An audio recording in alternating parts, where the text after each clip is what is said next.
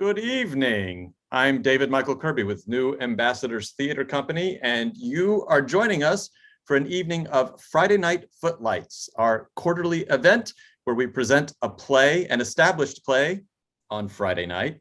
Go figure. I am delighted to have you here. I'm one of the coordinators of Friday Night Footlights, along with Mark Hoffmeyer, and I'm delighted to introduce you to this evening's piece, which is The Mountaintop, curated by Monica Reyes. And you're in for a wonderful, wonderful evening. And I couldn't be more happy about the timing of this between Martin Luther King's birthday and Black History Month coming up next week. New Ambassadors Theater Company is a 501c3, not-for-profit, nonprofit.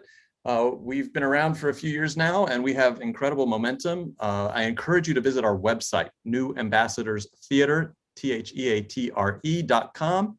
And there you will find all of our information and everything that's coming up, which includes our bi-monthly or twice-a-month lab series, where we feature new writers and their new works or works in progress with some of our talented acting pool. Other things you can find on the website include our other festival information, from Blurring Boundaries to Heartbroke, which is actually coming up later this month, Corona Chronicles, Great Escapism, and I encourage you to go there and meet the company. Tonight, as I said, we are presenting a new work, not a new work, excuse me, but an established piece. This is the only place where you can see established plays. And I'm confirming, David. And I'm going to go ahead and bring Monica on to introduce this piece. I'll tell you a little bit more about New Ambassadors and all the things we're doing and coming up at the end. Including our Patreon, which is new, and you want to be aware of that. But Monica, I'd love for you to tell us a little bit about The Mountaintop and why you chose this piece, because I remember when we were looking for submissions for Friday Night Footlights, it was over a year ago, around this time, I think, that you mentioned it, and we thought the timing might be a little off. So please tell us about this wonderful play. Yes, as David mentions, I've been wanting to put this up for quite some time. When I first heard this play, I thought it was just one of the most beautiful things I'd ever heard. And as an artist, what we do is say, well, then let's do it. Let's put it up. Another thing that's really important to me is to, when we have these holidays as a culture, these federal holidays, they're not meant to be a 3-day weekend. I mean, they've become that, but the purpose of ancient, holidays from, throughout human history, it's a moment to educate. And that, to me, in my heart of hearts, this is like one of the most important American holidays, because it represents not just that particular struggle for voting rights in the 60s, but it's a lot more. Us pursuing the idea of America from its very inception. It's not an event, it's not a thing that happened, it's something we're always working towards. And artists love to do that, to instigate and educate. So I conceptualized this idea of having multiple castings so we could have as many people part of it as possible. And because, let's see if we can do it kind of challenge, and to use our company members and also bring in some more people into our company, because that's what we want to do. So waited a long time for the right collaborator. Long story short, I finally was connected with Chris Smith. So Christine Smith, we started out co-directing, we cast and assembled our people, but at one point we're in multiple time zones. So I'm curating. Chris, I totally trusted her. She crafted and molded this beautiful story with these very talented 4 actors. We now have 4 actors playing the 2 Kame and 2 Dr. Martin Luther King. So I will pass the baton now to Christine Smith, our fellow company member at NAT. Great. Thank you. Thank you. Hi, Christine. Hi, David. Hello to everyone. And thank you for spending part of your Friday night with us. It is my distinct honor, and I am so proud to be directing this piece. It is such an important piece, and Katori Hall is an amazing writer. The words that she has chosen, the nuances are just, I hope you pick up on most of those.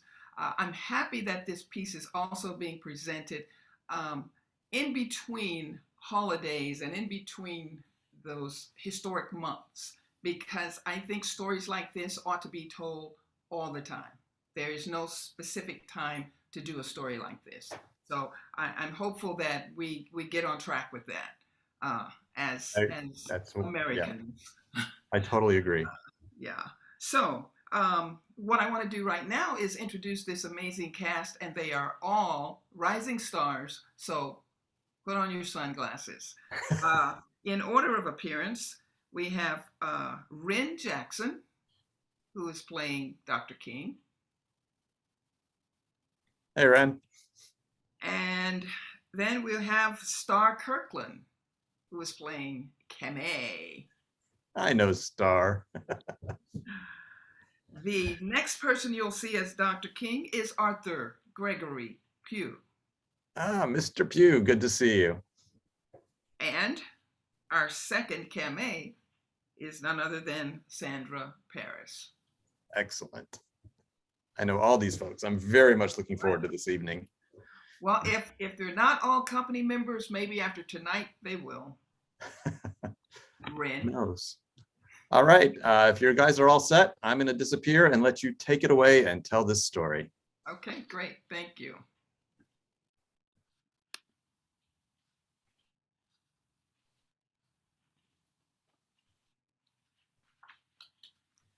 The Mountaintop by Katori Hall.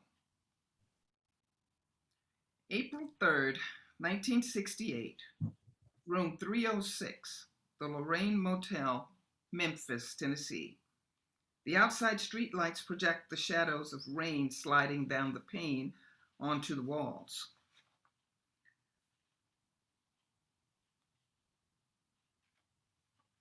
The motel room door creaks open. The rain pours outside. Enter Dr. Martin Luther King Jr., tired, overwrought, wet. He's ready to take his shoes off and crawl into bed.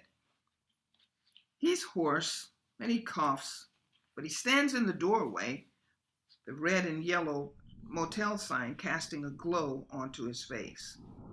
He yells out of the door into the stormy night.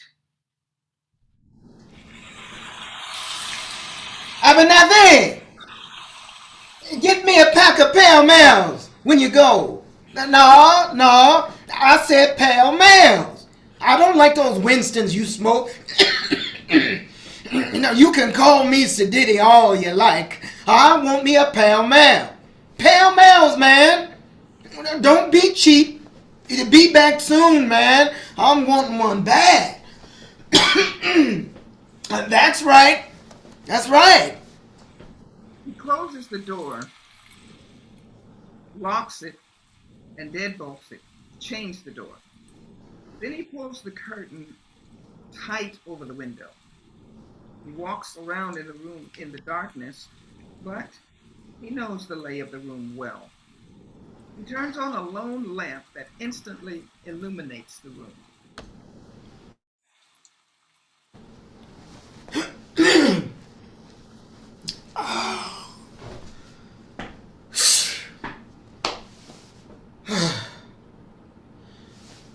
Why America is going to hell.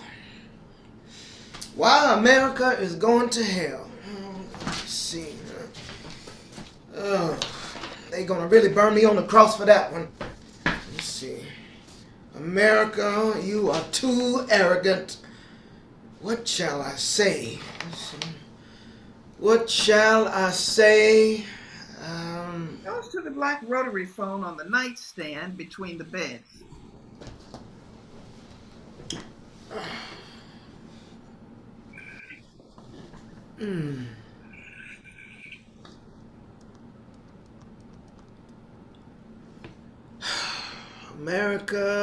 America. He stops. Room service. Silence. Oh. Unscrews the receiver. Checks the phone for bugs. None there. Screws the receiver back. Checks the nightstand. None there. And he dials again.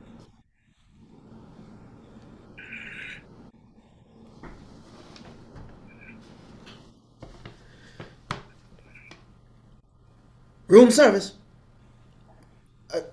Well, that's not any more room service tonight. When did it stop? Last week. Look, we were here last week and y'all was serving room service till midnight. Been always able to get me a cup of coffee when I wanted it, needed it. Pardon? I just want a cup of coffee. One cup. Well, thank you. Got to do some work before I go to bed. Well, you can bring it on, Rob. Room 306. Yes, we called it the King Abernathy Suite, too. Well, I appreciate that. Well, we thank you for your prayers, sir. We're not going to stop. These sanitation workers going to get their due. Well, I'm here to make sure that. Yes, sir. My autograph, sir? I don't give those out. I only give thanks. Sorry, sir. Yes. It'll be right up. 5 minutes? Well, thank you kindly. Kindly.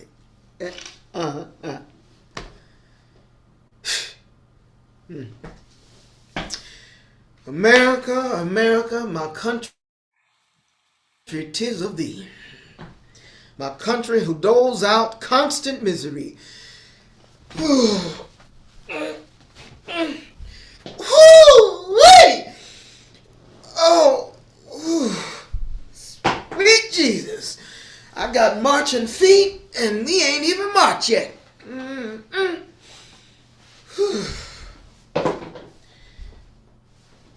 Oh, shit. Corey forgot to pack my toothbrush again.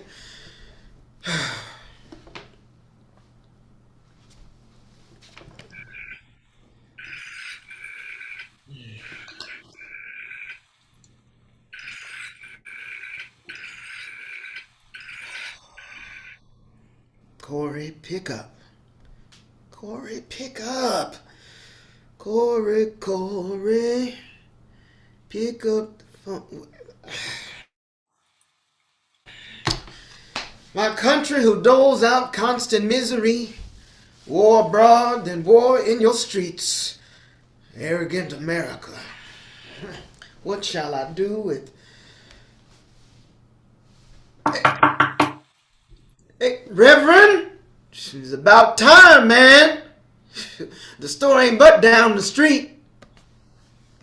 Kang, a beautiful maid, stands in the doorway, one hand holding a newspaper over her head to catch the rain, the other balancing a tray with a cup of coffee. Room service, sir. Well, that was fast. Well, I've been called Quickie Kang before. Where are my manners? Come on in. Whew. Where would you like me to put it? On the table over there. Mm-hmm. She sets the tray on the table, bending tightly at the waist. King appreciates it. How much is that going to cost? Folk down there say it's on the house. For you. It like this your house, they say, so you ain't gotta pay them. But you can pay me a tip for getting my pressing curl wet out in this rain. You knew? First day, sir. Well, that's why I haven't seen you before. I stayed here plenty of time, but I never seen your face. I done seen yours before, though. Oh, have you? Of course, on the TV down at Woolworths. You like the Beatles. Wish folks would listen to me like they listen to the Beatles. Mm-hmm, especially white folks.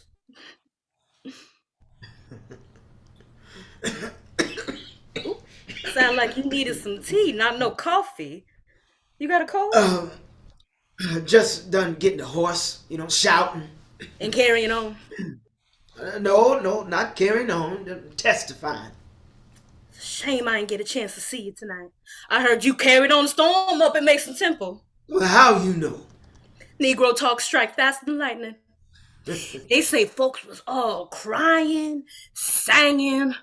I would have loved to have seen that. Something to tell my children. When I wasn't nothing but a chickadee, I seen Dr. Martin Luther Kang Jr. cutting up in the pulpit. I bet that was something to see.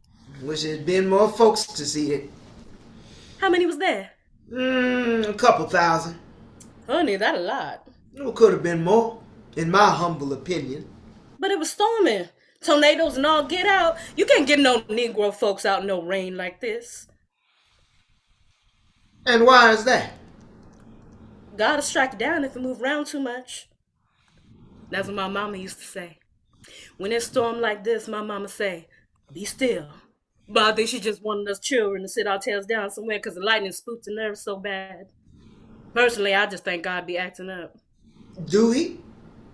Is that why you didn't come? No. It's my first day here, at work. Wanted to come in early. Well, I can't blame folks. Shoot, I almost didn't go. Why that? Well, I ain't been feeling too good. Oh, a little sick? Well, you could say that. Well, personally, I don't think God's what kept folks in their houses tonight. Folks just don't care. Oh, folks afraid of getting blown up. Churches ain't even safe for us folks.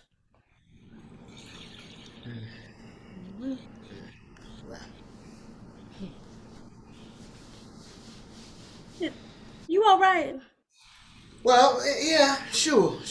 Just... You need anything else before I go? Actually, you got a cigarette? Cigarettes and coffee. That ain't a diet befitting for a preacher. Judge not, lest ye shall be judged. Honey, I hears that. I guess if you was at home, you'd be eating more, right?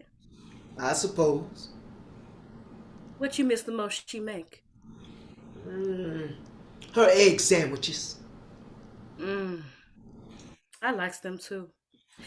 Make one every day for myself.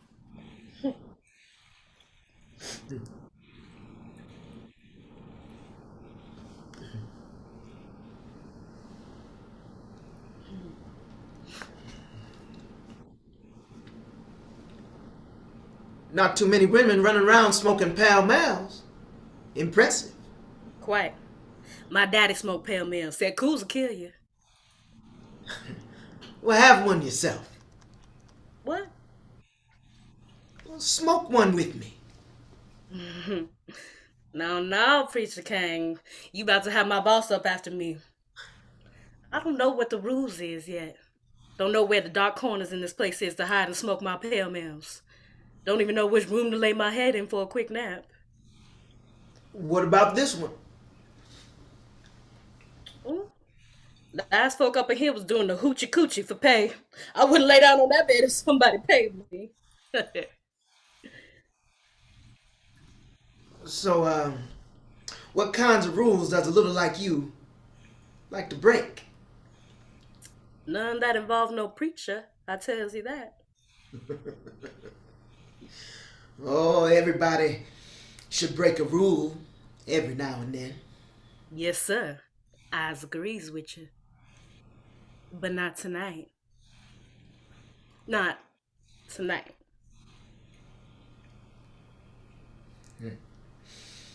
Well, just one. Till my friend come back with my pack.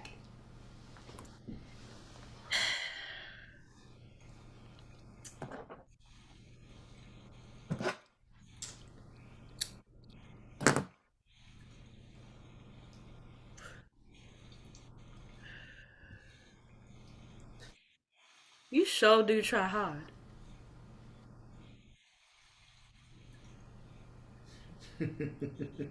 Well, you're pretty. I know. Even my uncle couldn't help himself. You have fun tonight? Fun? It gotta be fun, otherwise he wouldn't do it. Not any fun in this. Sound like grand fun to me, standing up there in the middle of all them great big old churches, people clapping for you, falling out. Ooh, Must be motherfucking grand to mean so much to somebody. Shit. God damn. Must be grand. Oh, wear a needle and thread is so up my mouth. Here I is just cussing all up in front of you, Dr. Kang. I cuss worse than a sailor with a clap. Ooh, God gonna get me. I'm going to hell just for cussing in front of you, falling straight to hell. No, ma'am. According to your face, you done fell straight from heaven. You little pope and po, you. I likes you. I likes you too.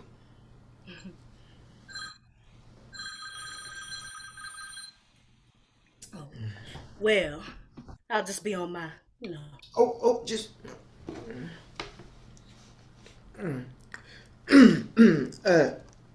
Dr. King here. Oh, Corey. Yes, I did call. You didn't pick up. Oh, you in a meeting? Oh, it went fine. Not as many people there, but it was enough. I'm getting hoarse. I know. Yes, I'm drinking my tea. I'm drinking tea right now. You know you forgot to pack my toothbrush. Yeah. I'll just get another one in the morning. Don't worry, darling. You can't remember everything.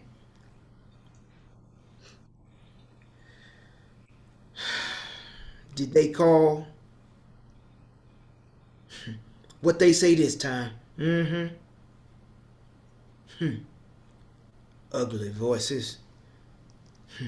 You worried? No, I'm not. The children asleep? Oh, well, she's still up. She shouldn't be up so late. It's past midnight. Oh, she can't sleep. Well, let me talk to her.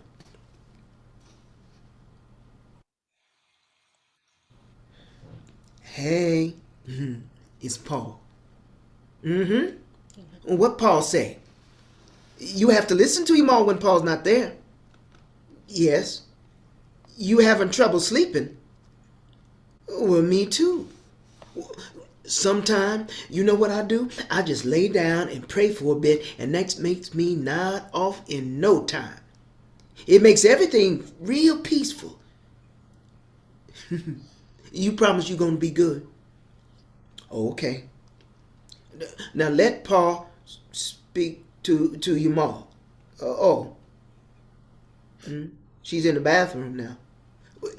Just tell Yolanda, the boys, that Paul see him when I get back. Tell Ma I love her.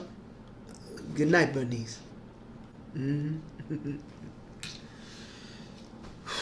shouldn't lie like that. Like what? About drinking tea, lion's tail. No coffee can't cure a cold, can it? Coffee with some whiskey in it can. This is what the Irish call cough syrup.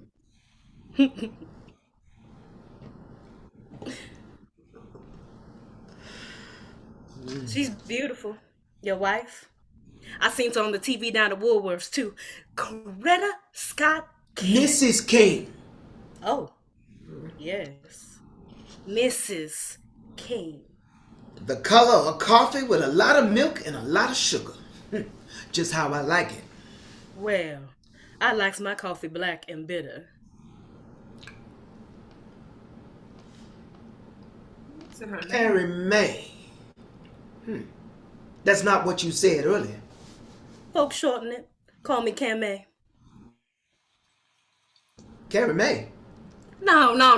Camay. Camay. Doesn't make sense. It do too. Say it with me. Camay. Camay.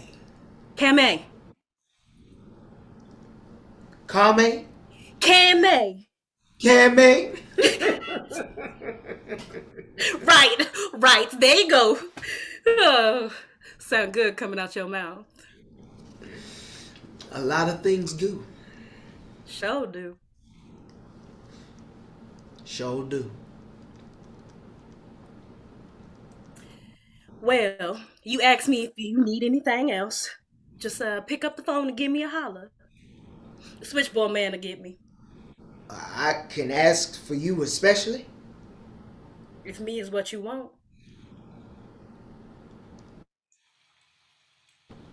Alrighty then.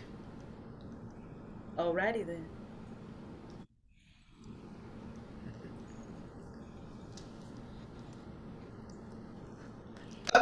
Can I ask you a question before you go? And you promise to answer me open and honest. Depending on what the question is. Well, I've been needing a woman's perspective on this. Like I say, it depends on the question. Shoot. Do you think I should shave off my mustache? Yes. I was just saying that to myself just then. He looks so damn ugly with that mustache. Really? No! I thought you was going to ask me about something more important than that. Well, that is important. My physical appearance is important to the people. Go on somewhere with that. I'm serious. Tell me the truth. Mustache or no mustache? Mustache? No mustache. Mustache? No mustache. Where's that man with your pale mail so you can stop asking me strange questions? I don't know where Ralph is. I just thought I'd get a woman's opinion. Well, have you asked your wife? No. Well, ask her then. She the one supposed to make them kind of decisions anyway. Just trying to shave off some years. I done got to looking old. You have. You look older in person. When women get older, they get ugly. When men get older, they get handsome. Wrinkles look good on a man. Especially when they got some money to go with their wrinkles. Women do like men with wrinkles, don't they? I don't. I like some young and wild, like me. Like you. Yes, Preacher Kang. I used to be young and wild myself. Oh, you a preacher. That's a part of y'all job requirement. How you know what you ain't supposed to do if you ain't done it yourself? Folk won't listen to you otherwise. That's what I call work experience. More than qualify you for the position. And what qualify you to be a maid? I'm better at cleaning up other folks' messes than my own. I was called to do this. Well, I think I was too.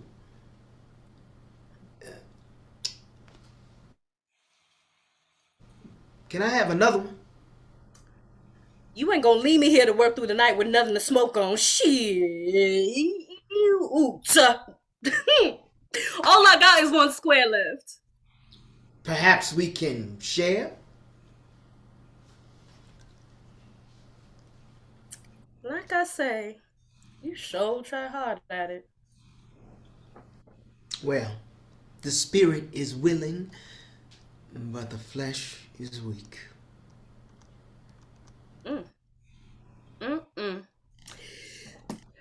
These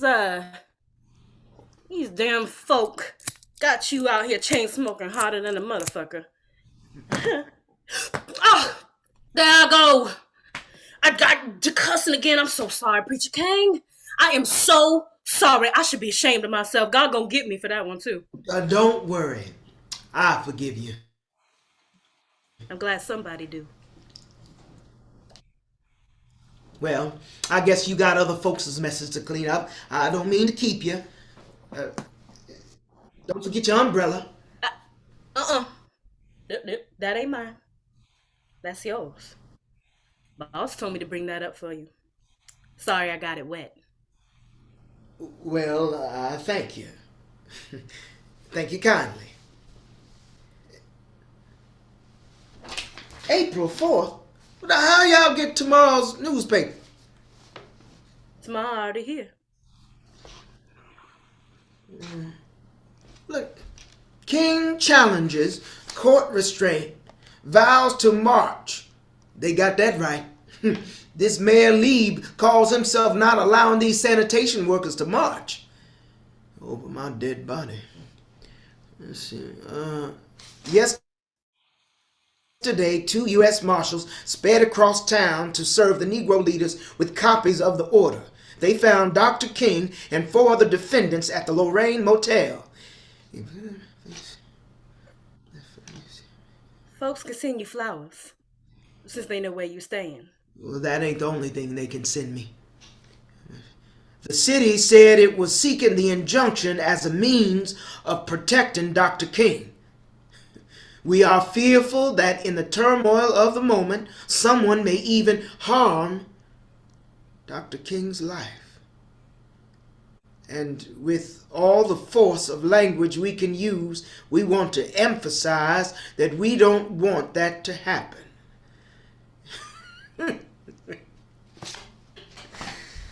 Wish the mayor had the jurisdiction over airplanes too. You know, Kang, somebody called in a bomb threat on my plane from Atlanta to Memphis today. Thank God they didn't find one. Just another day on the job.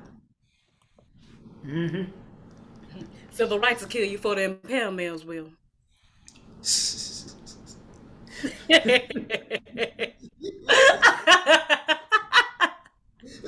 I like your sense of humor. It's like mine, morbid.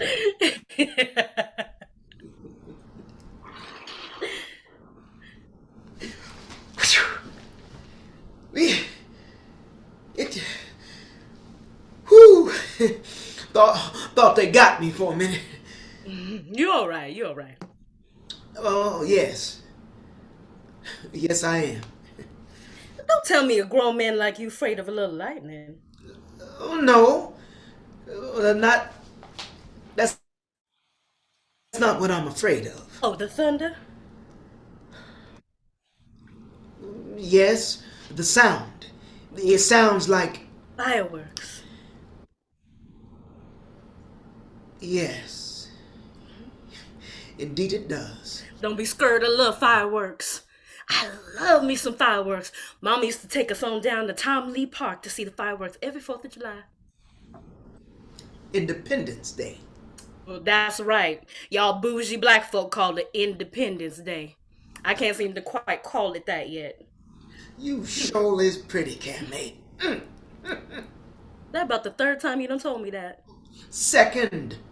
The first time you told me with your eyes. You saw me? Hell, a blind man could have seen the way you was boring holes through my clothes. Oh, you blushing? Which is really hard for a black man to do. And I'm embarrassed. Sugar shush. You just a man. If I was you, I'd be staring at me too. Well, I guess it's your turn to forgive me. Forgiven and forgotten. Well, thank you, Kang, for the square. I got some family from Detroit. That's what they call them up there. So you've been to Detroit. How'd you like it? I said I got family from up there. I ain't never been. Don't. Why? Well, Negro folks don't seem to have lost their minds up there. Like to riot and carry on. Oh, honey, I need to move up there then. Because these white folks down here about to be catching flies now the way they be acting with Negroes these days. I need to catch the first Greyhound up there. Detroit nigga heaven, you ask me. So you an honorary Panther?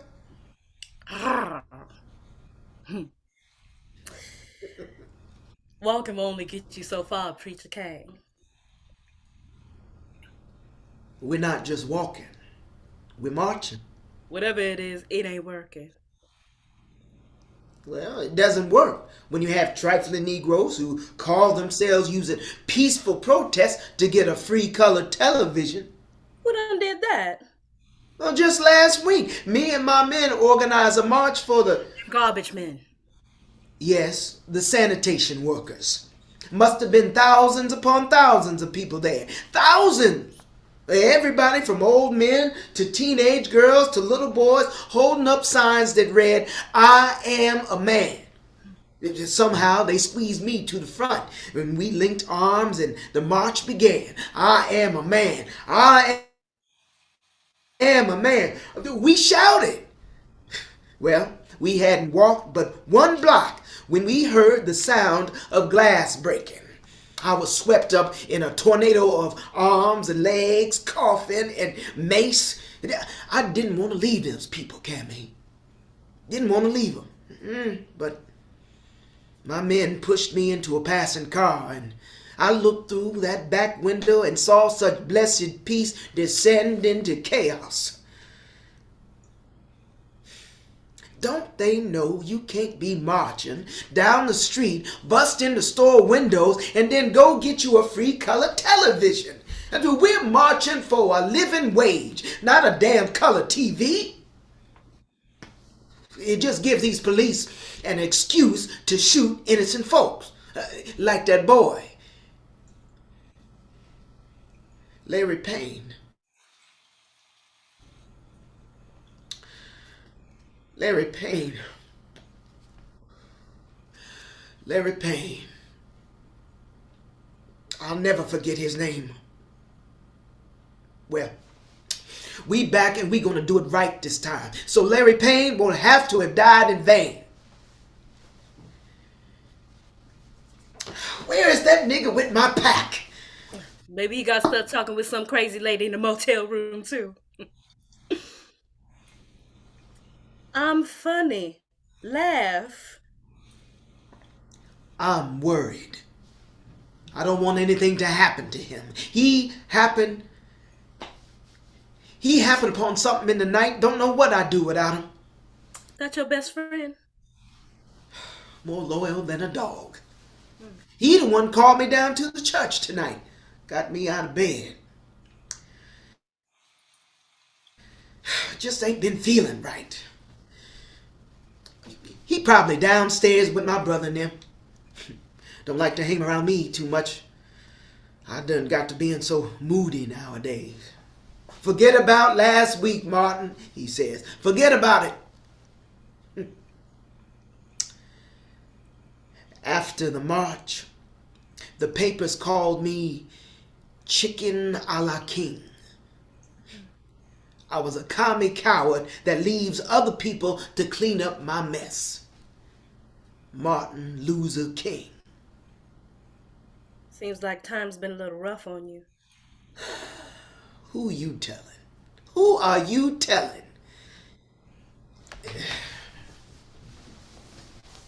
This rain is just relentless. Looking like a monsoon in Memphis. Well, God ain't gonna stop crying no time soon.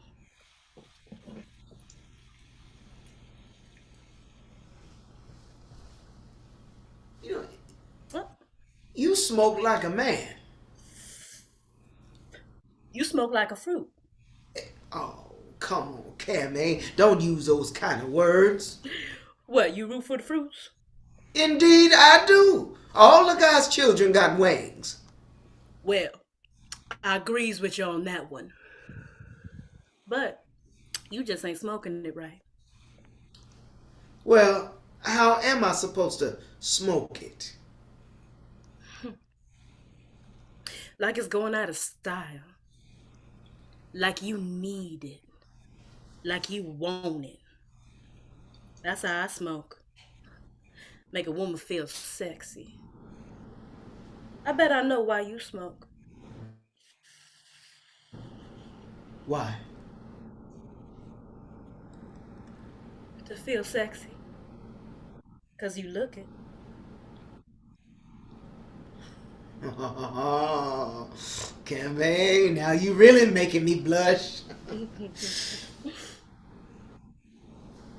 But I do, don't I? Dr. Martin Luther Kang Jr. smoking. Ain't that something? Wish I could take a picture of it. Why? You with the FBI? No, something bigger.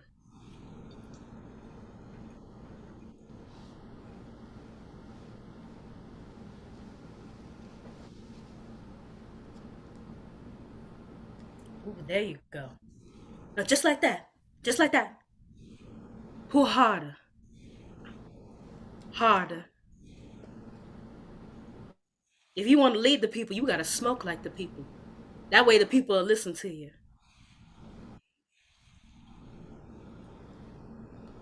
You don't think they listen? Oh, they listen. They go out and march, then they get their pressing curls ruined by fire hoses.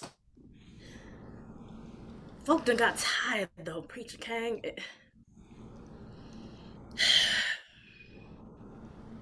Like I say, walking will only get us so far. Well, killing will get you home. Ain't nobody saying nothing about no killing. Can May all about ass whippings. So how about a march for ass whippings? That's not gonna do. Well, we need to be doing something else. So what are we supposed to do? Something else. Hell, I got bunions and corns for days. Listen, y'all Negroes always kind of talk about and complain, but never have another plan of action. You sound worse than Andy, or better yet, Jesse. Everybody can shoot holes in your ideas, but they can only come up with something else. I got a plan, but I'm just a woman. Folk will never listen to me. So if you were me, what would you do? Really? You want to know what little old me would do? Yes. You really want to know what I do? Yes, I do. Can I borrow your jacket? Sure. And your shoes? Yeah.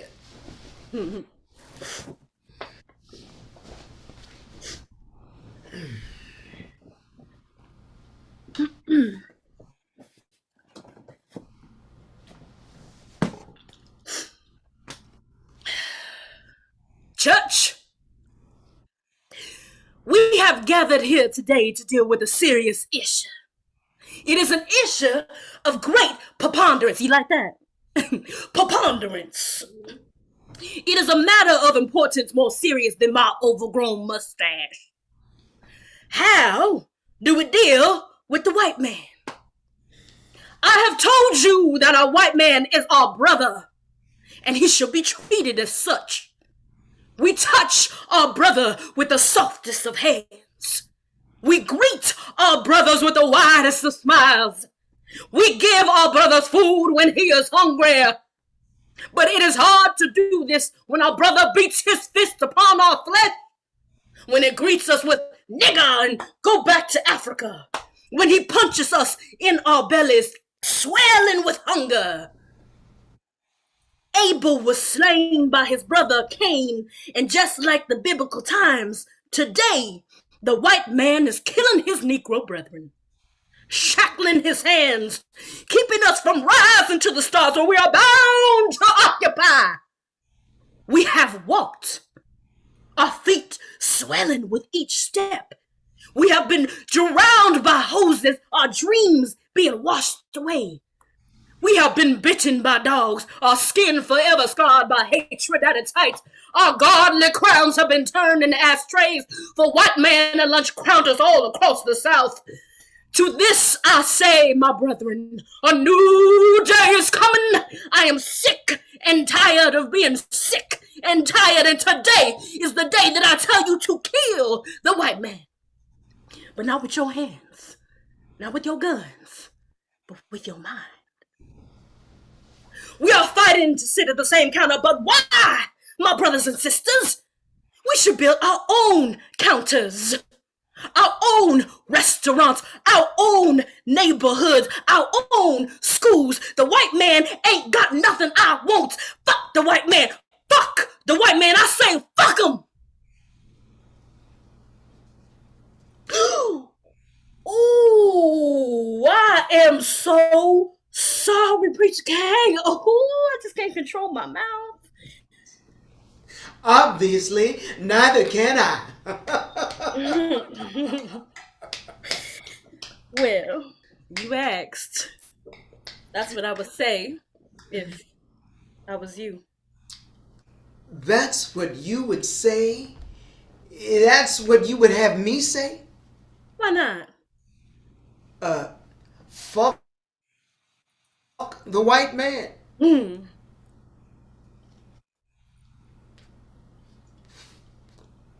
I likes that. I think that'll be the title of my next sermon. Ooh, folks ain't gonna know what to do with that.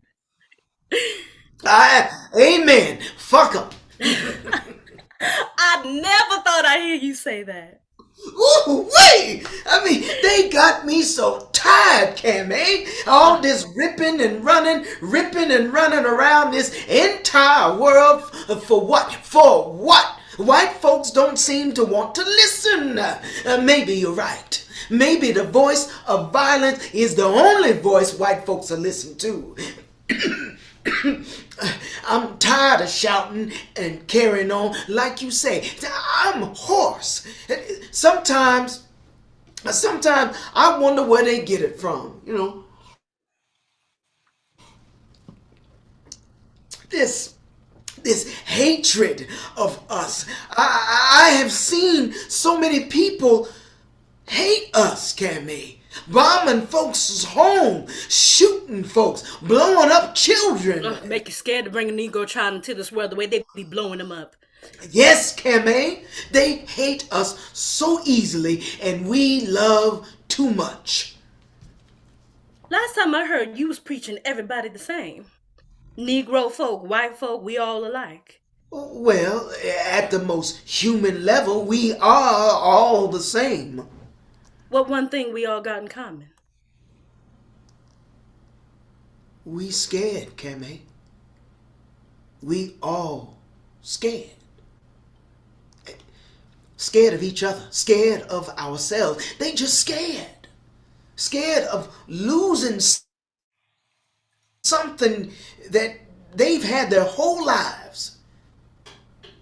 Fear makes us human. We all need the same basic things. A hug, a smile, Smoke. which I could use one more. Now, where's that nigga with my pack? He always out there running his mouth, worse than me sometimes. You see him? No. He'll be back. He know I don't like to be alone too long.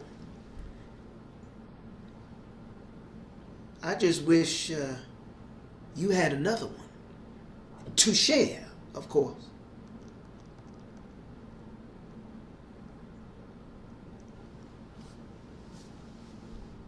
I thought you gave me your last one.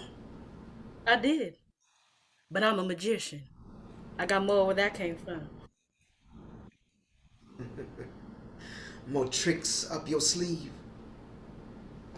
Well, as you can see, I ain't your ordinary old maid. Certainly. Certainly. Not too many maids spouting off well-formed diatribes like that. What, you think us po folk can't talk? You think we dumb? Well, no, that's not what I said now.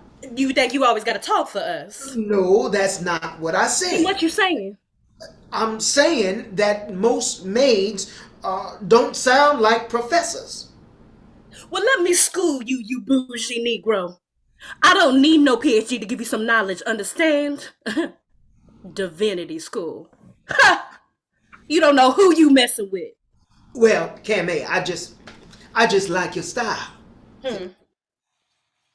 I didn't mean to offend you. I just wanted to compliment you. You sang it real pretty. Mm-hmm.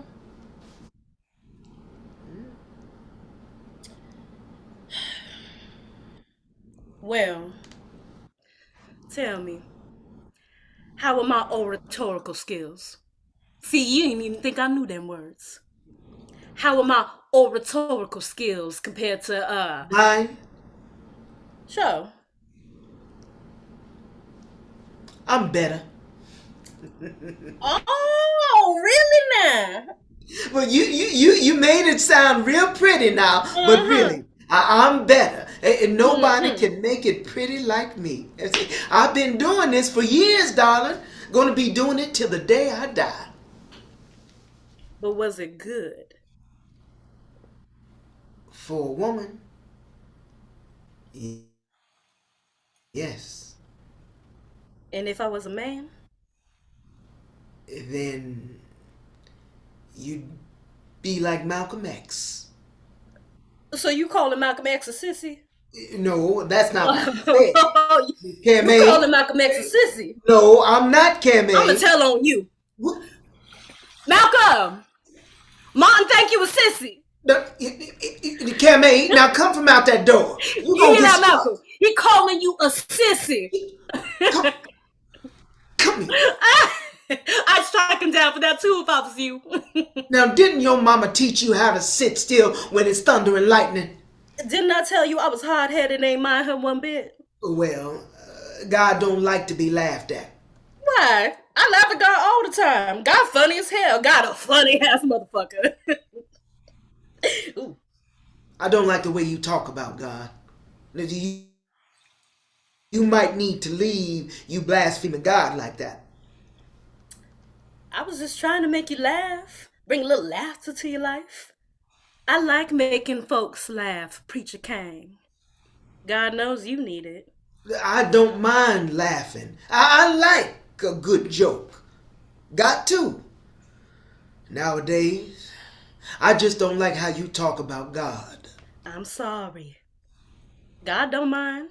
God ain't like sedity folk. God even like dirty jokes. How you know what God like? 'Cause I do. I know God like Malcolm X. And you would have liked him too.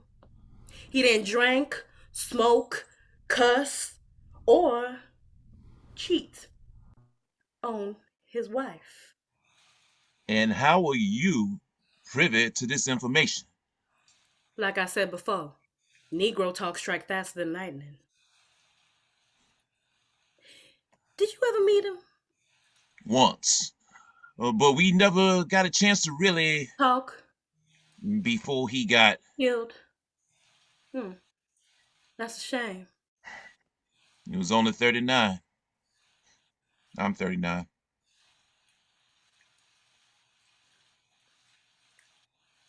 He in heaven. Is that right? You'll see him there. One day.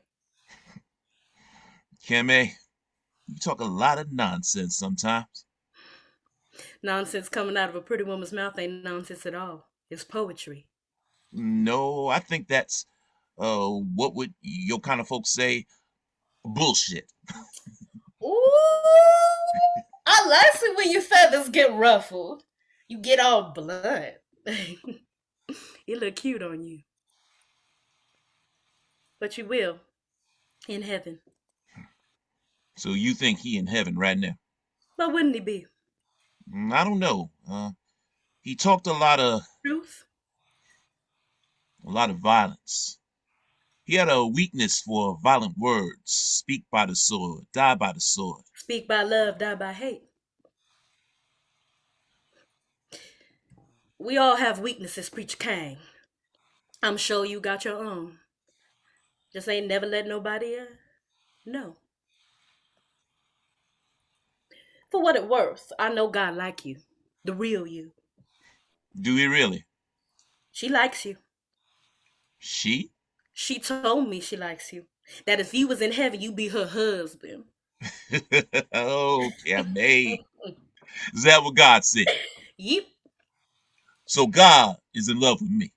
She ain't in love. She in like with her some Dr. Kang. I think God ain't told you nothing. I think it's you who want me for your husband. Me and God ain't got the same taste. I don't like no man with no smelly feet. Oh, they do stink, don't they? Don't tell nobody.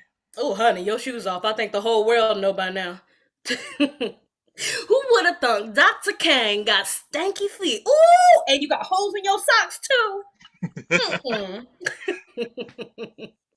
You make it easy. Make what easy? To make a man forget about it all this. That's what I'm here for. What else is you here for?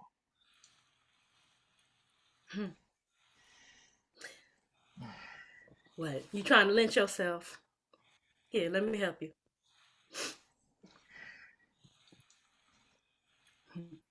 Thank you. You're welcome.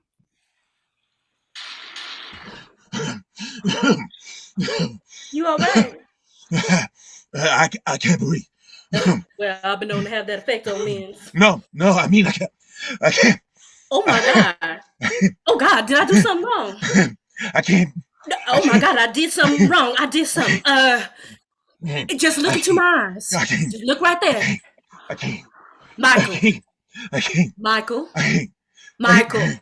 I can't. Michael. Can't. Michael, just breathe. I'm gonna get you through this. I'm gonna get you through this night.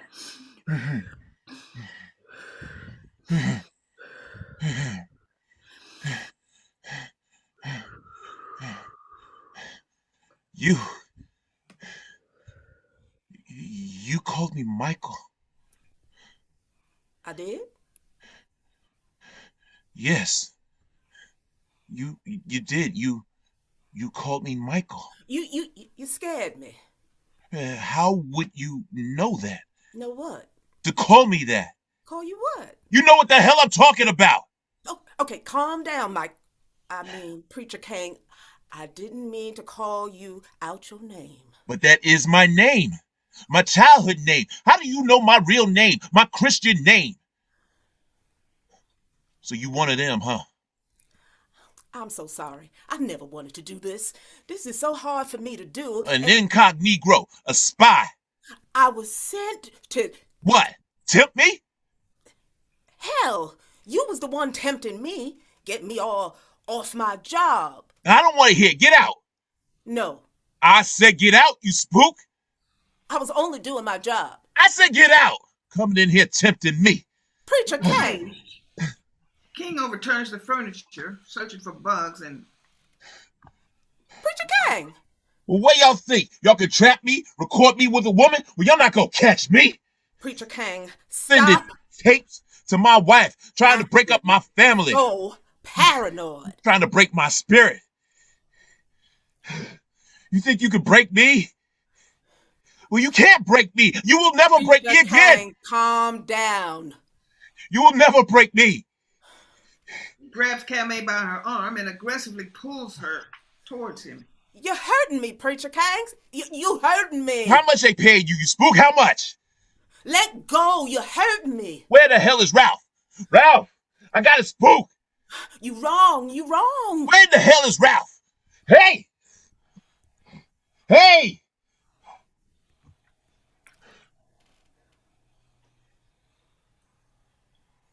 It's snowing. In April. It snows sometimes in spring, here in Memphis.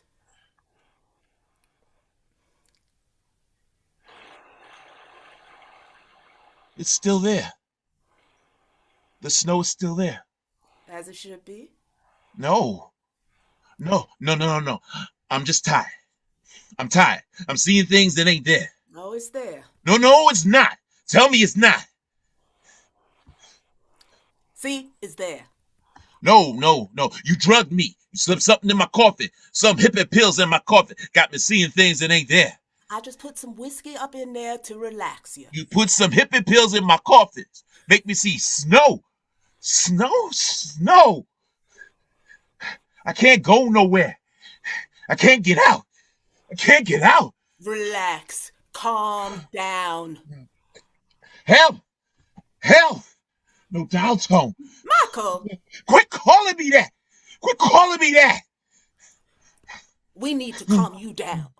You're going to give yourself a heart attack. I can't go. I can't go. You got the heart of a 60-year-old. Go. I can't go. Michael, I can't. How do you know about me? Who in the hell are you? Kamei blows on the end of a cigarette and lights it up.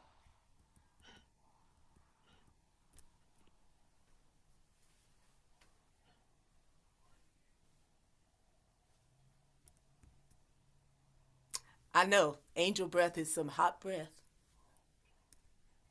You're an angel? In the flesh. So where are your wings?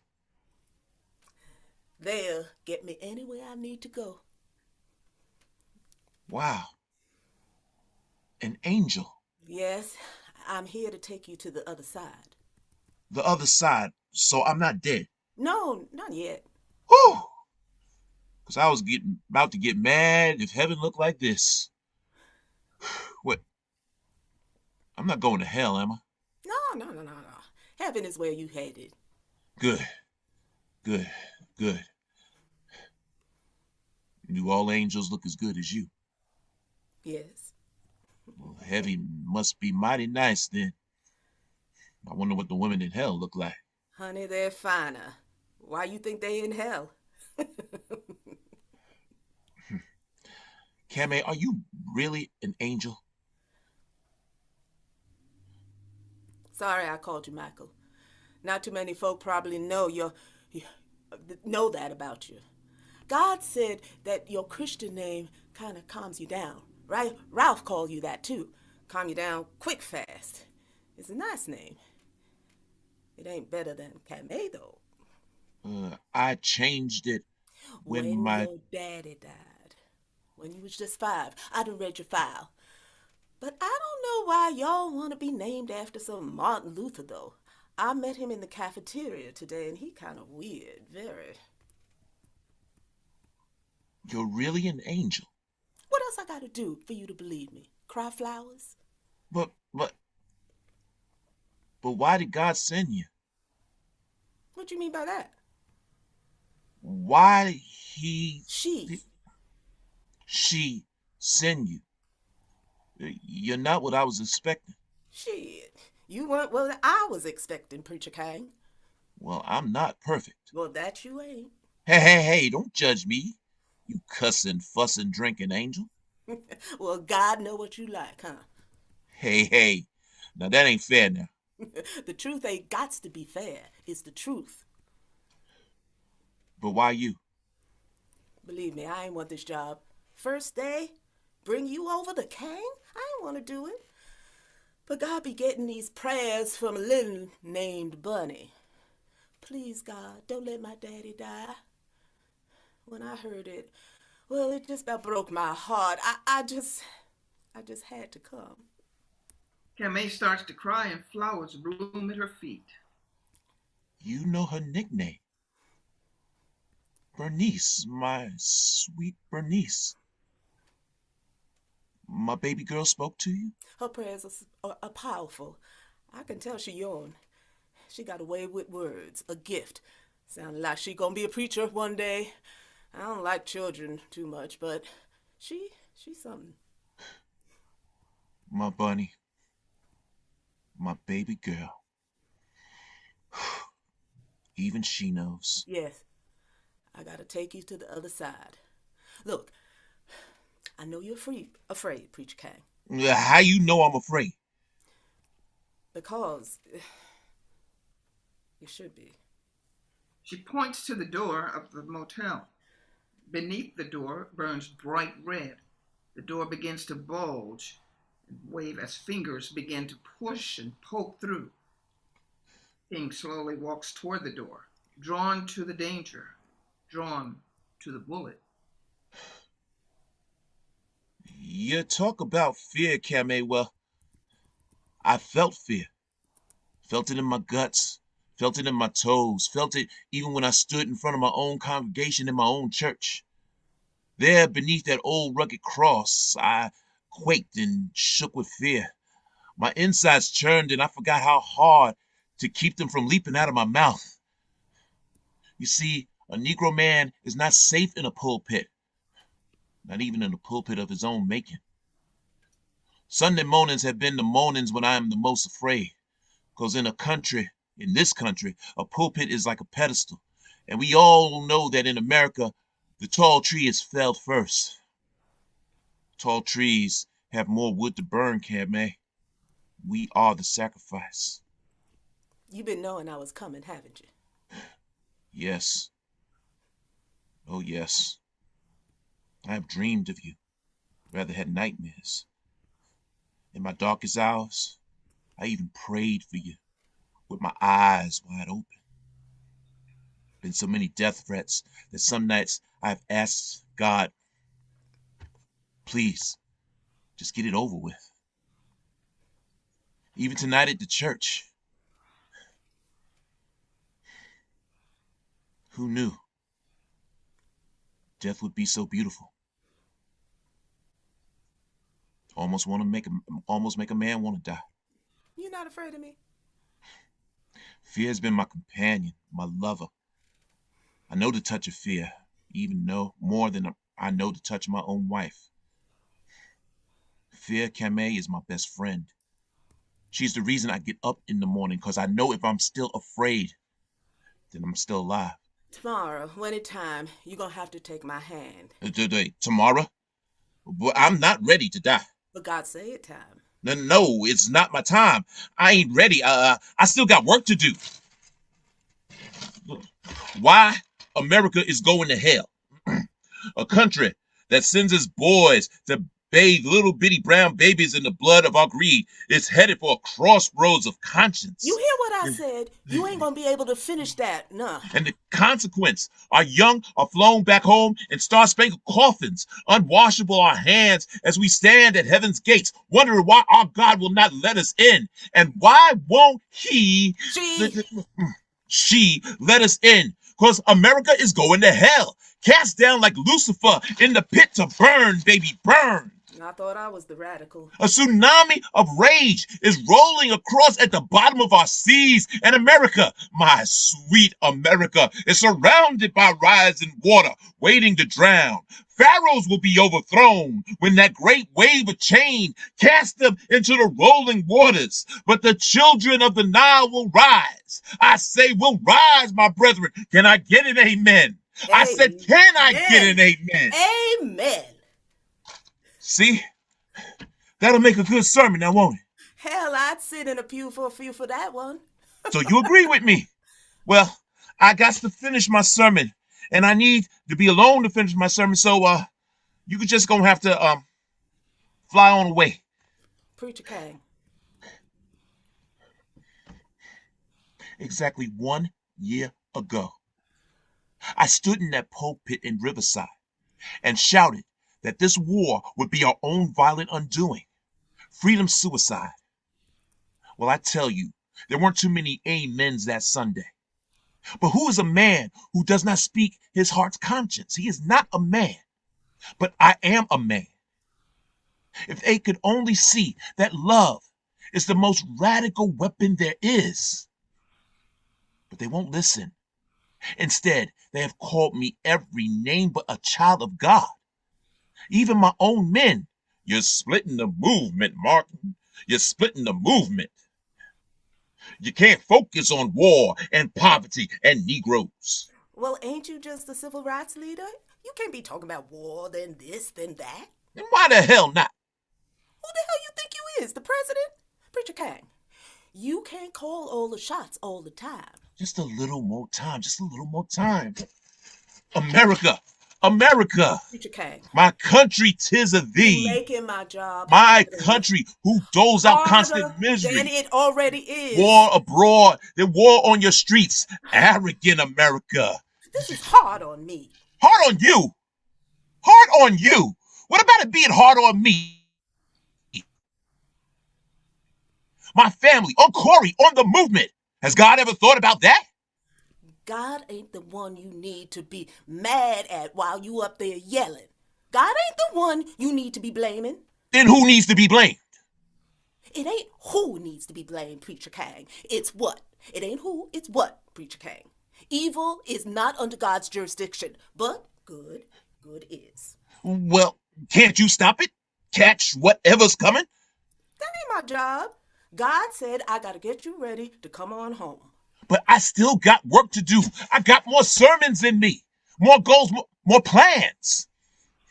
Keme, I want to do another march on Washington. Bigger, better, bolder. Another dream of yours? No, I want to make this one a reality. The plan, it's all in the work. It's called the Poor People's Campaign. Poor People's Campaign. What that is? It better not be no another march. You and your march. Listen to me. You and your march. Please, Kame.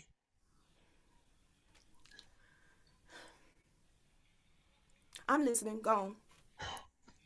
We've been organizing this campaign all year. All year.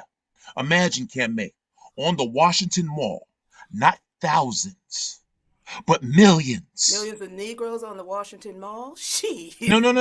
Not just Negroes. White folk, Chinese folk, Indian folk, Mexican folk, all banding together to shame this country. All kinds of poor folks pulling their mule wagons across the Washington Mall. A rainbow of people chanting, "Stop the war on Vietnam. Stop the war on poverty." How about make love, not poverty?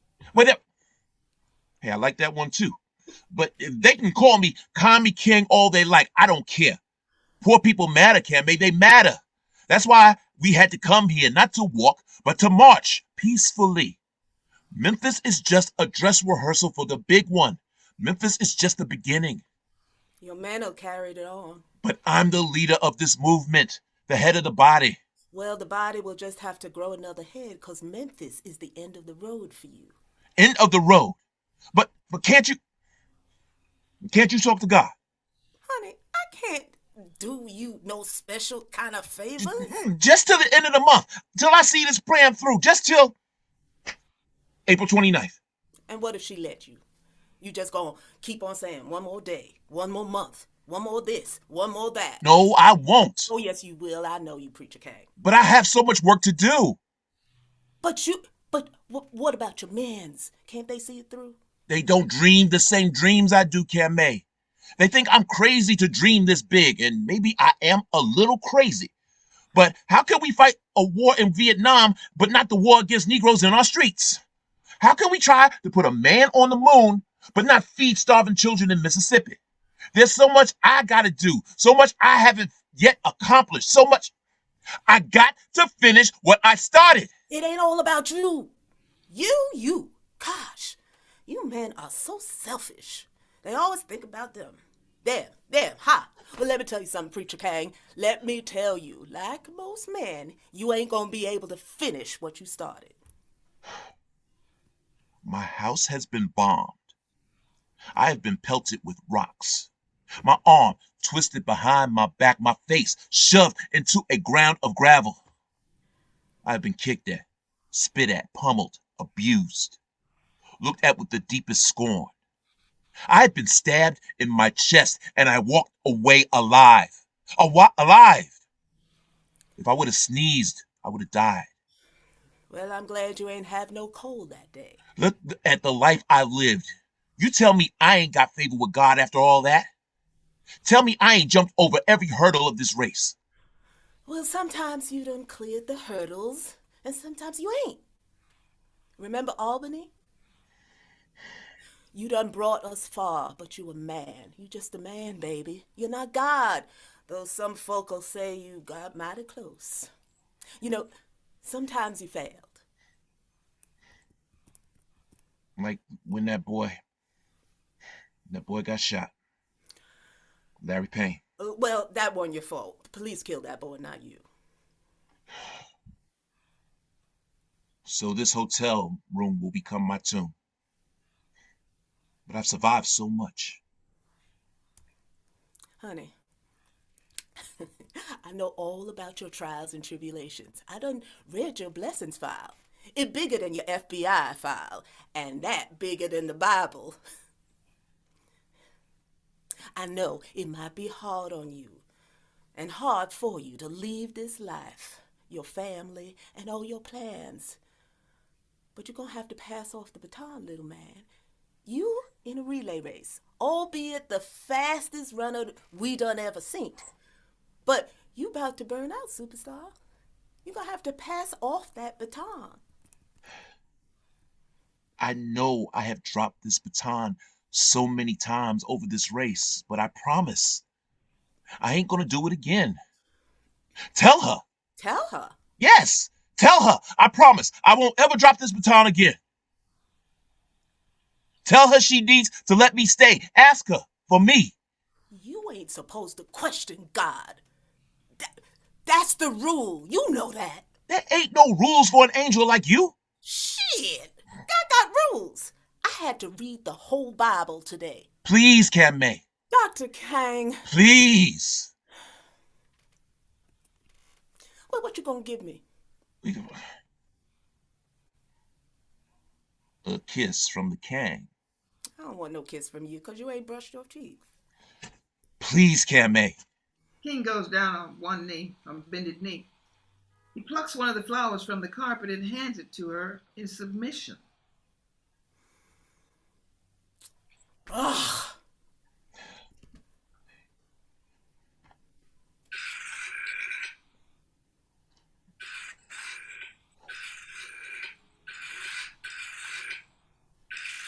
You lucky I remember this. This is just my first day.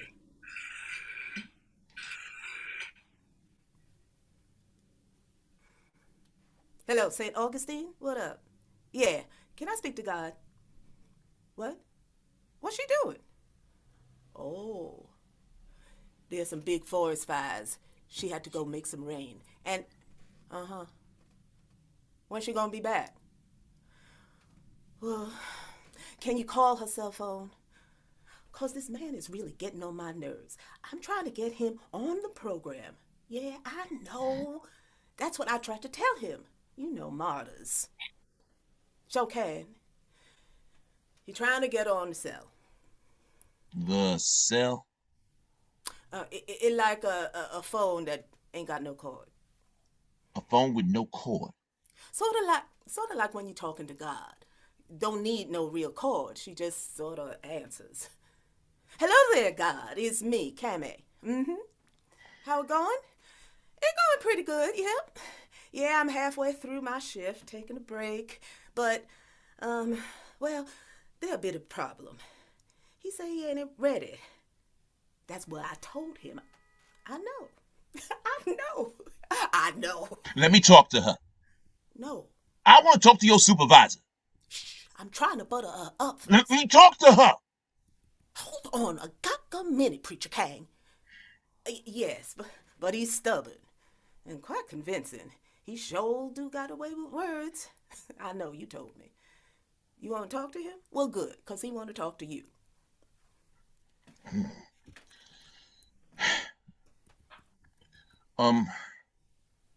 God, it's,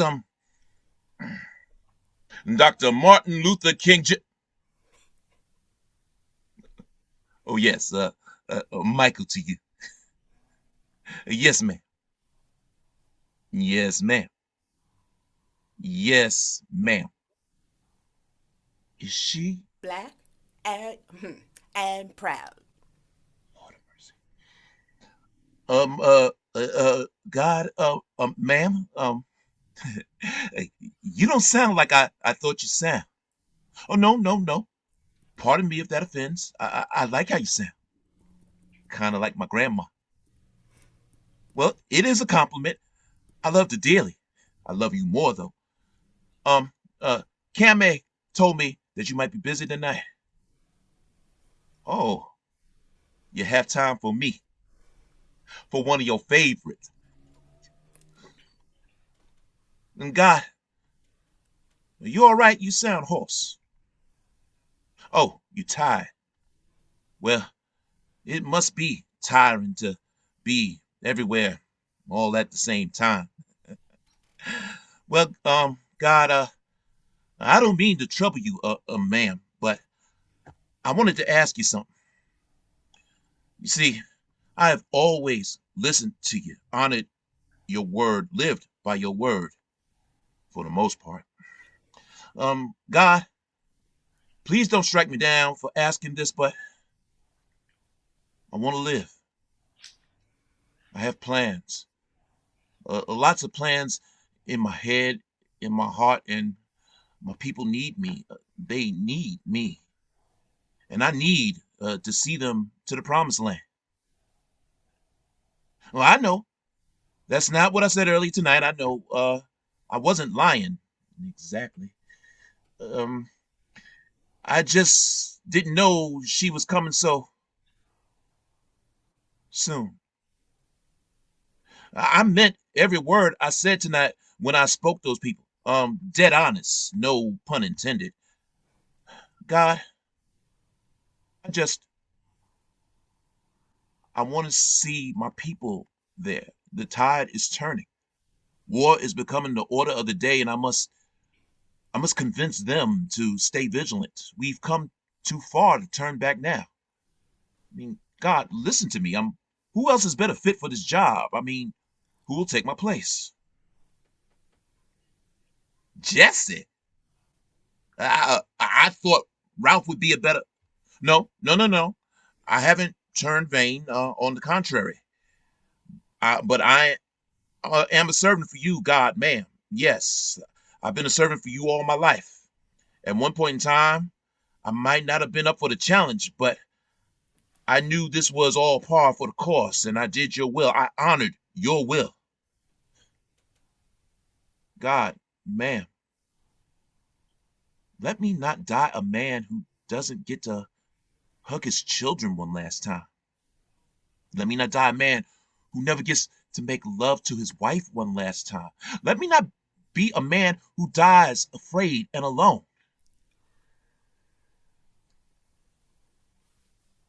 Then why'd you pick me, huh?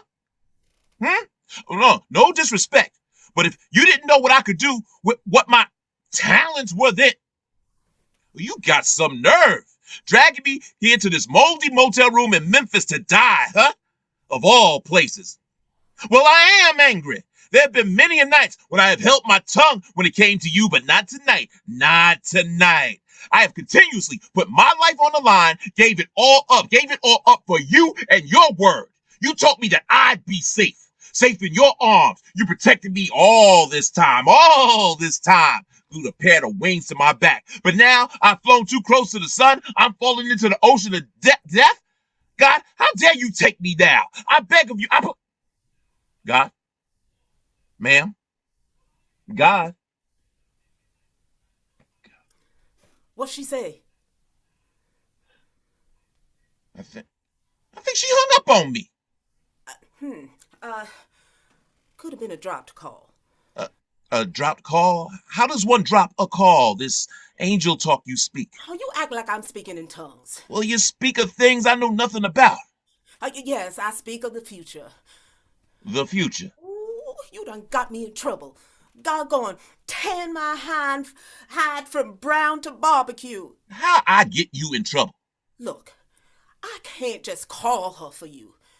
You gonna make me lose my wings. Good. You need to lose them. Maybe you'll stop luring men to their deaths. Can't believe she hung up on me. I would have hung up on you too, yelling like that. Hung up on me? She forsook her servant.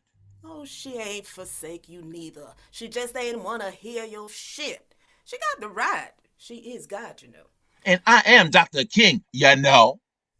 Oh, don't mock me, man. You know. I do not sound like that. At least you didn't say you dig. You dig like a Black Panther party angel. That's how you'd sound if you said it too. You dig?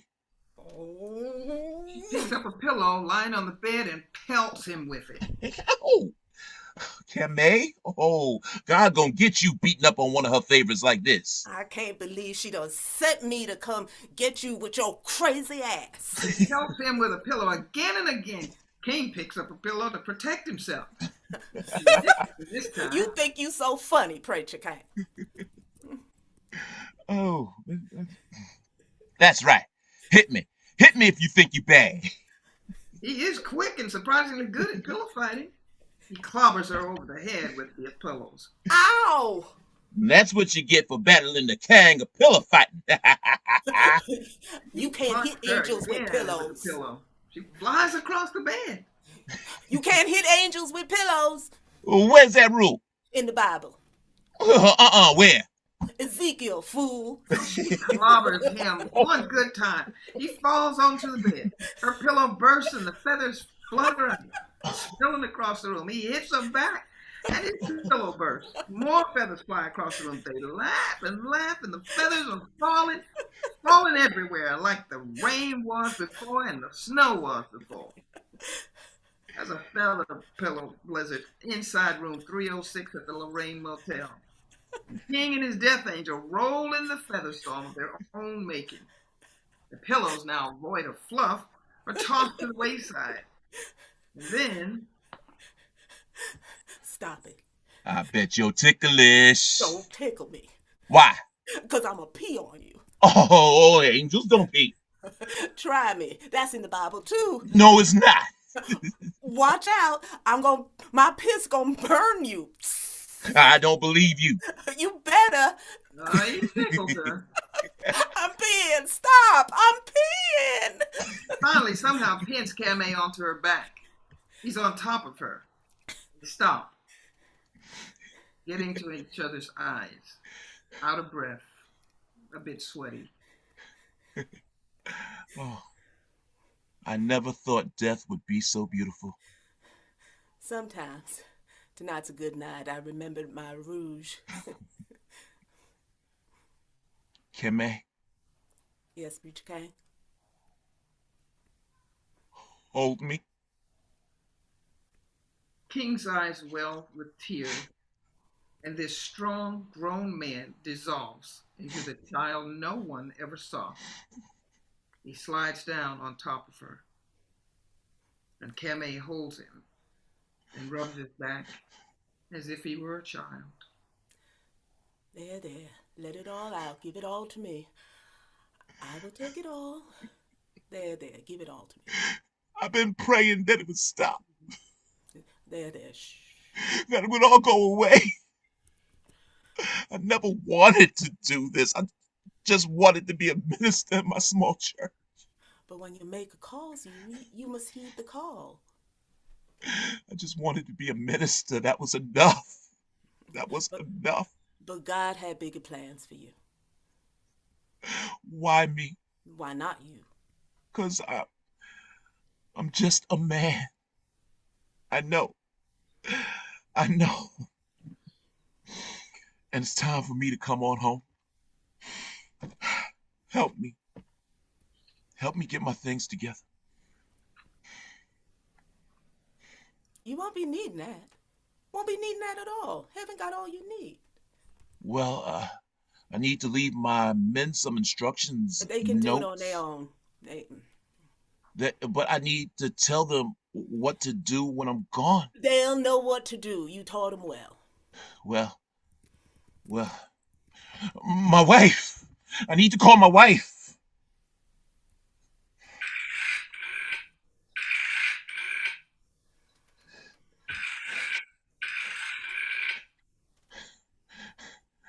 Corey, pick up. Corey, pick up.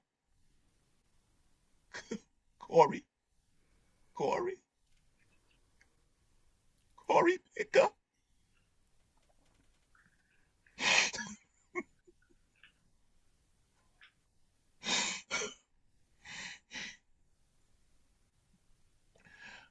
I always bought her flowers when I went away.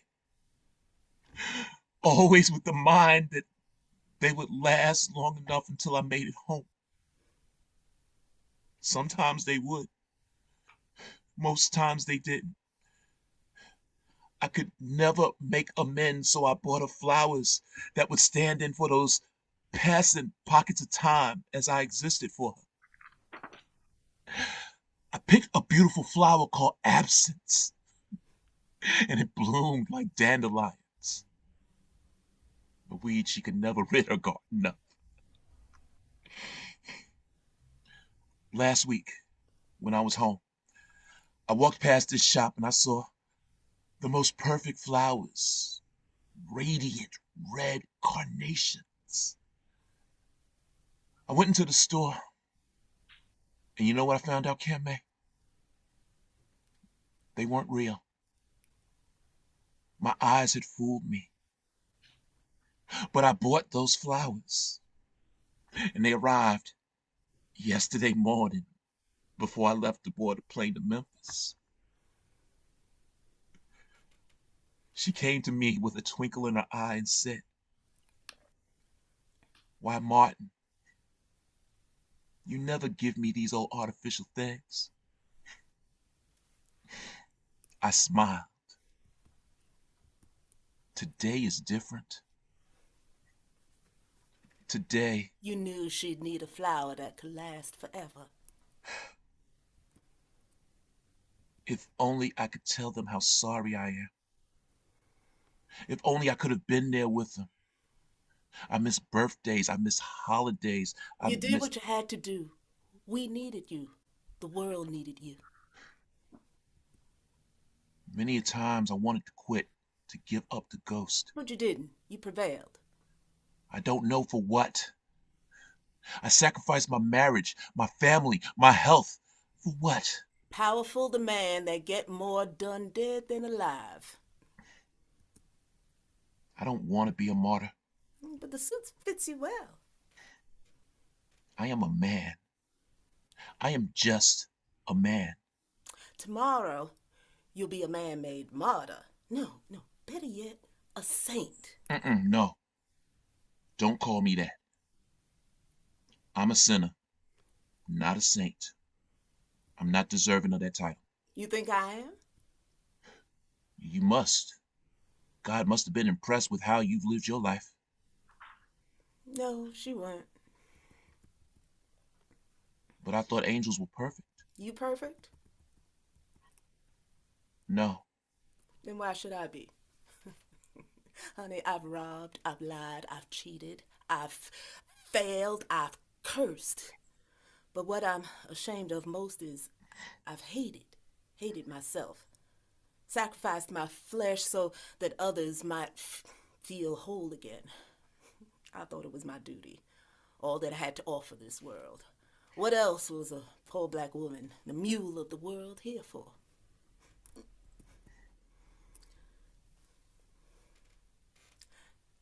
Last night, in the back of the alley, I breathed my last breath. A man clasped his hand like a necklace round my throat. I stared into his big blue eyes as my breath got ragged and raw, and I saw the hell this old world had put him through. The time he saw his father hang a man, the time he saw his mother raped, I felt so sorry for him. I saw what the world had done to him, and I still couldn't forgive him. I hated him for stealing my breath. When I passed over to the other side, God, she is more gorgeous than me. She the color of midnight, and her eyes are brighter than the stars. Her hair? Well, just you wait till you see her hair. God stood there before me with this look on her face. I just knowed she was just so disappointed in me. I was just crying and weeping at her feet, begging her not to throw me down. All that sinning, all that grime on my soul, all that hatred in my heart. But then I looked up and saw that she was smiling down at me. She opened her mouth and silence came out. But I heard her loud and clear. I got a special task for you, and if you complete it, all your sins will be washed away.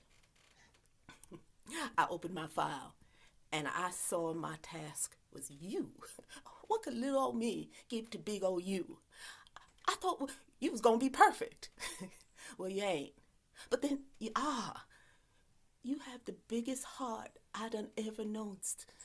You have the strength to love those who would never love you back. If I had just a small fraction of the love you have for the world, then maybe, just maybe, I could become half the angel you are.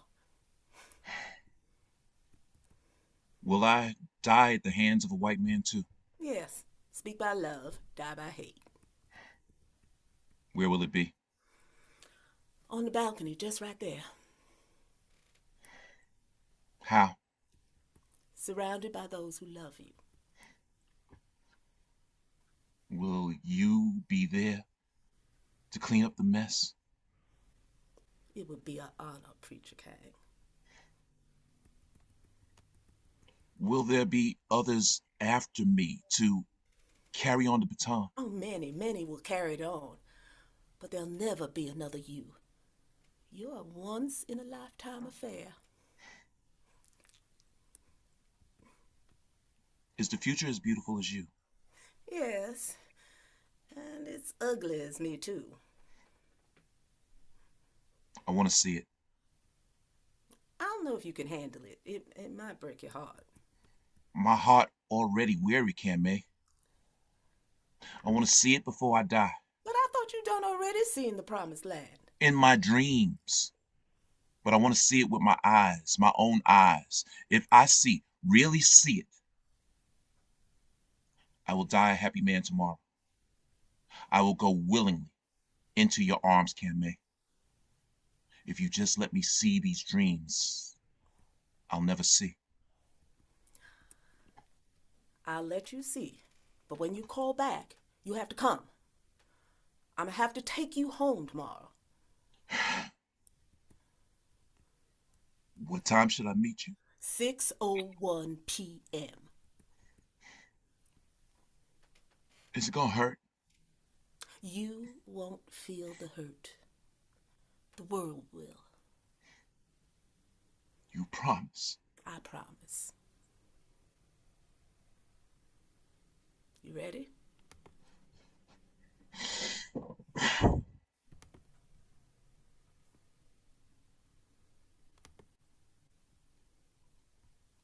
The Prince of Peace, shot.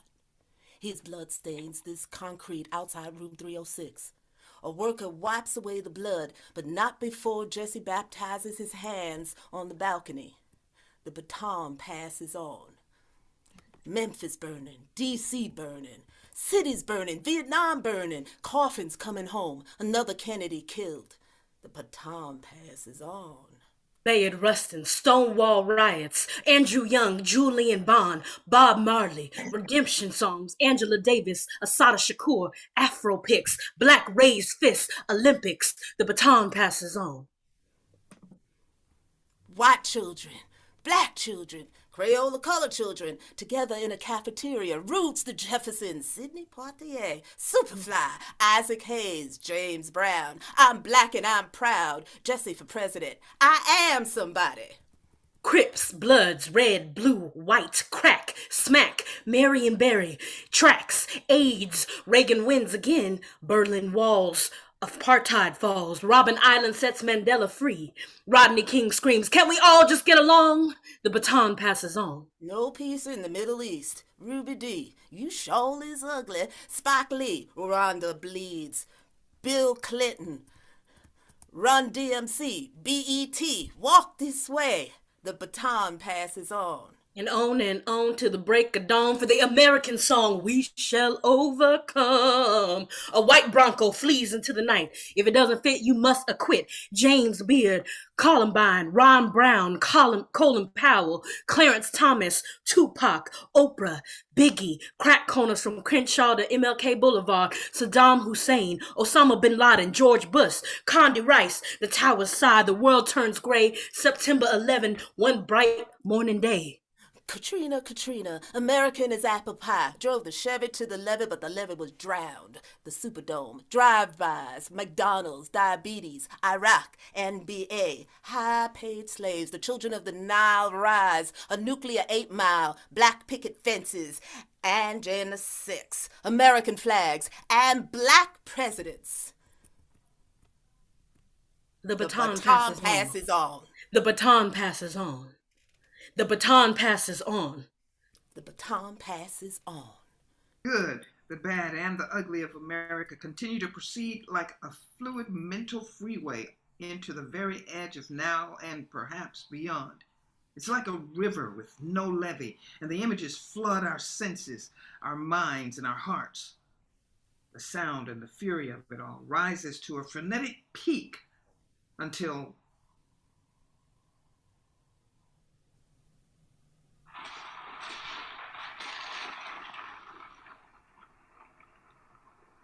and suddenly, King stands in the deep, dark blue of the blackness, walking amongst a pool pit placed in the stars.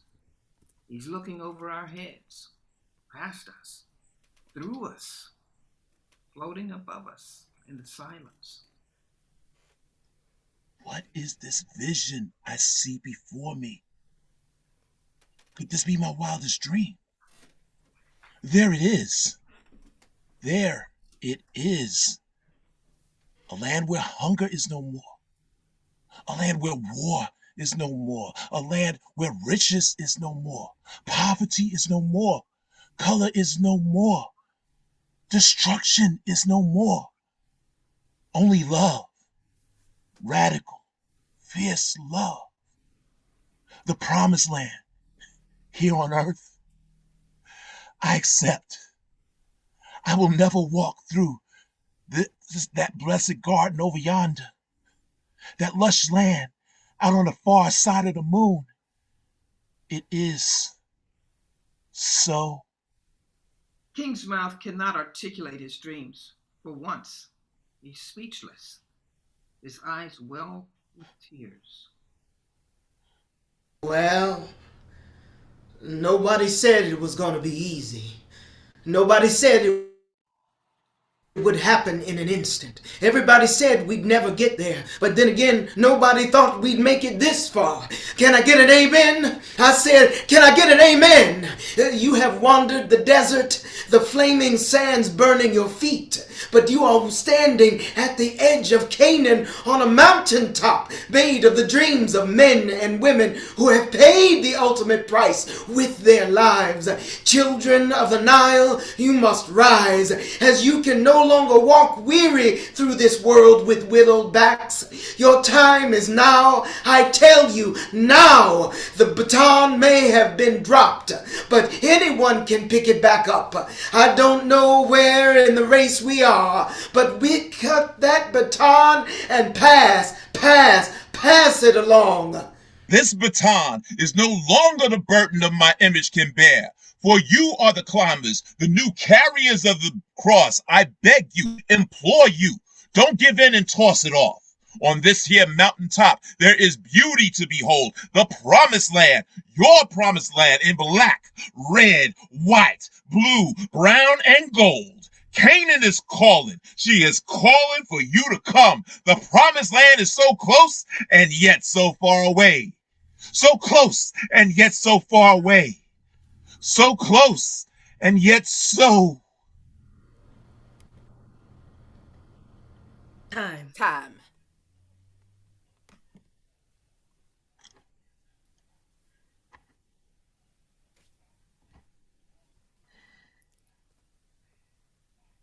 End of play.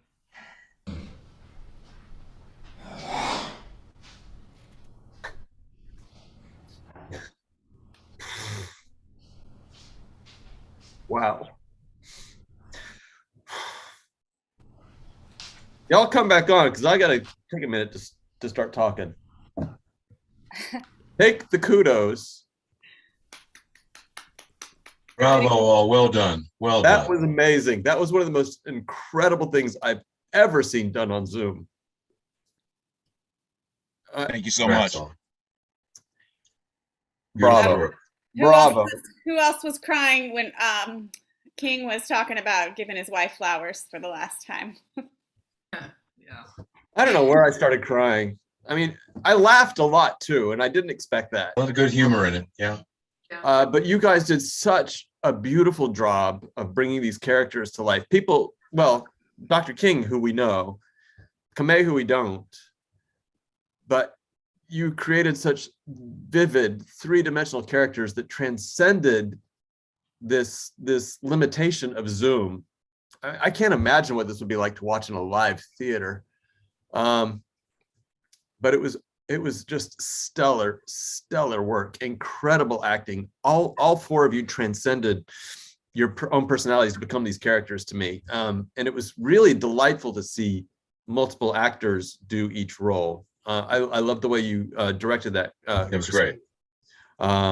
Just spectacular work. This is definitely one of my favorite things that I've seen from the Friday Night Footlights, and they've all been good. I mean, I've curated one myself, so but this was just very, very powerful, and I look forward to promoting it when this video becomes live on our, or available on our New Ambassadors channel.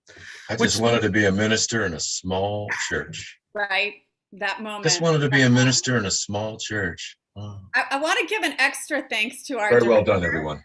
Thank you. To our director, who we didn't admit it at the beginning, but this cast was a cast of 6 until 24 hours ago. And Chris can direct on her feet, reassigned things, crafted it as if, you know, it was that way from the beginning. And incredible amount of discipline from our actors and from our director. And I'm really thrilled to lead you all to this stage. And thank you for these performances tonight. And I cannot take all the credit because, you know, an actor is only as good as the cast that they're working with. And again, these are rising stars. These stars have already risen. Thank you so much for your work ethic and your passion in this piece. It showed. Thank you. And Mike, go ahead, David. I was going to say, your respect for the writing. The writing was just sublime.